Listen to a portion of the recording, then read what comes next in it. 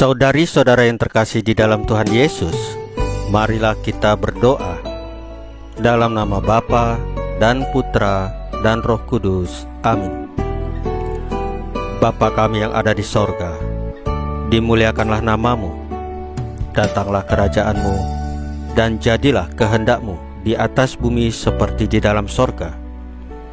Berilah kami rejeki pada hari ini, dan ampunilah kesalahan kami, seperti kami pun mengampuni yang bersalah kepada kami.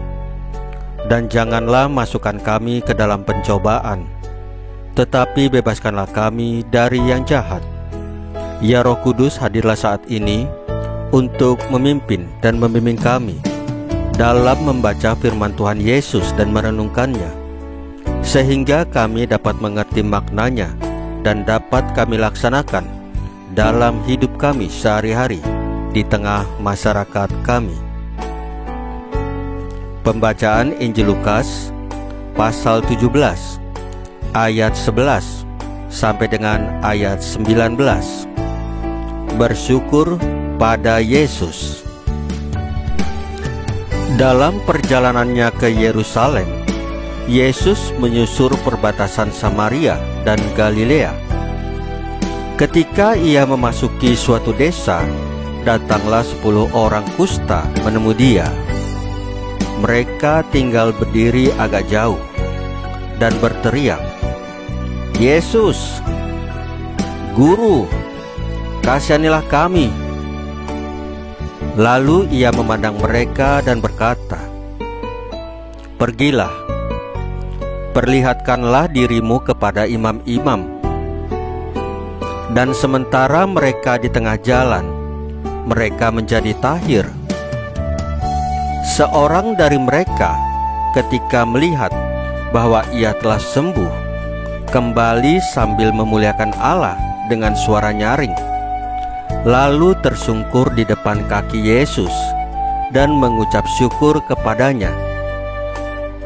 Orang itu adalah seorang Samaria. Lalu Yesus berkata, "Bukankah ke-10 orang tadi semuanya telah menjadi tahir? Di manakah yang 9 orang itu?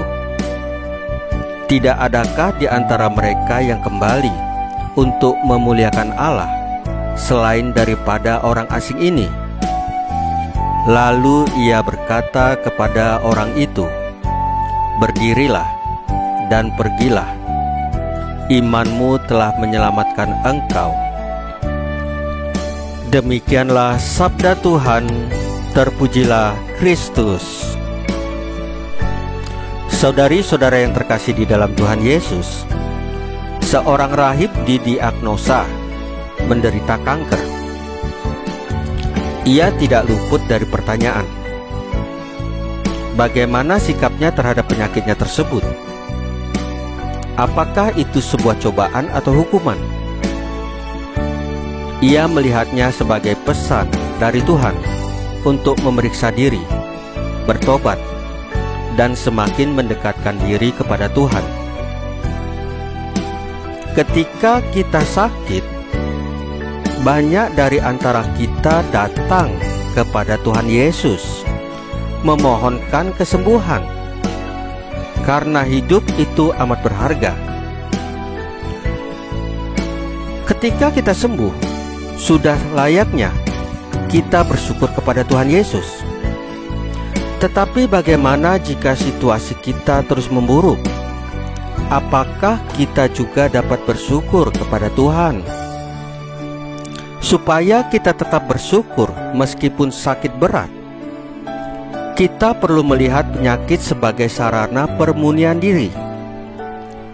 Kesetiaan kita kepada Tuhan Yesus dalam doa membuat hati kita tetap tenang dan penuh harapan. Selain kesembuhan fisik, kita juga perlu memohon ketabahan dan kebijaksanaan dalam menghadapi penyakit yang tidak tersembuhkan. Kita berdoa untuk kesembuhan dari luka-luka rohani akibat dosa-dosa kita.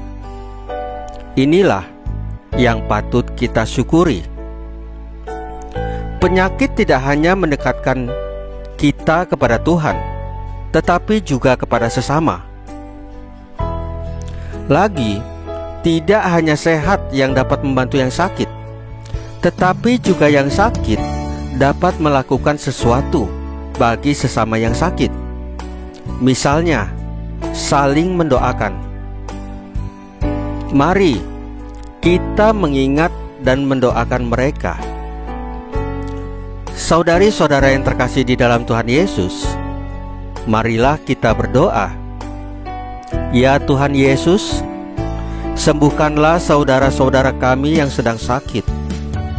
Sembuhkanlah kami juga dari penyakit dosa.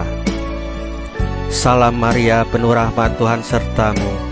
Terpujilah engkau di antara wanita, dan terpujilah buah tubuhmu Yesus. Santa Maria Bunda Allah, doakanlah kami yang berdosa ini, sekarang dan waktu kami mati. Ya Tuhan Yesus, tambahkanlah iman kami hanya kepadamu saja, karena Engkau adalah Tuhan dan Juru Selamat kami satu-satunya, tidak ada yang lain. Dalam nama Bapa dan Putra dan Roh Kudus. Amin. Saudari-saudara yang terkasih di dalam Tuhan Yesus, bacaan firman dan renungan hari ini sudah selesai. Tuhan Yesus memberkati kita semua.